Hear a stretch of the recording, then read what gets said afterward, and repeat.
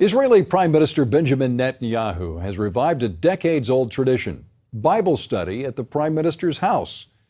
Chris Mitchell tells us that story.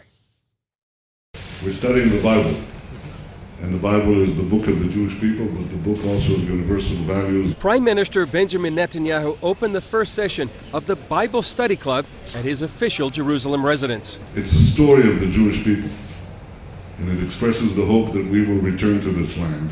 He revived the tradition started by Israel's first Prime Minister, David Ben-Gurion. And I think in many ways it's a parable for humanity, because if the Jewish people were able, through this vast odyssey in time, to ford all the rivers, to cross the chasm of annihilation, to come back to our ancestral homeland, to rebuild our lives, this means there's hope for all of humanity.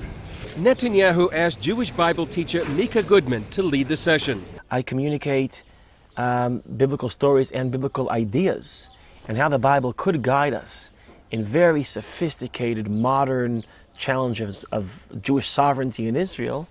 And I have to communicate that to secular Israelis, anti-religious Israelis. Goodman told participants that they were there to try to uncover the secrets of the book of the Jewish people. Netanyahu, his wife Sarah, and more than a dozen rabbis and scholars studied the book of Ruth from the Jewish scriptures known to Christians as the Old Testament. I thought I was going to lead the conversation.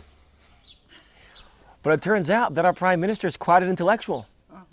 And he doesn't only have what to say, he has some very interesting things to say, and he asked me very tough questions. Goodman told CBN News, as the leader of the Jewish people in a volatile Middle East, Netanyahu needs a refuge from time to time. He escaped to the Bible, to something that's beyond time, beyond politics, beyond the day-to-day.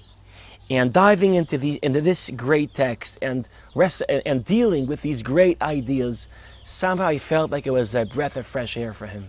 Netanyahu says he studies the Hebrew Bible with his sons every Sabbath.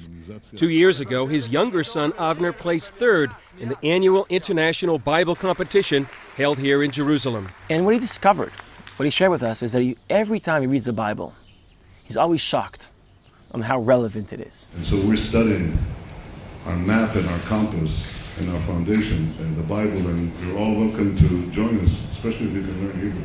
Chris Mitchell, CBN News, Jerusalem.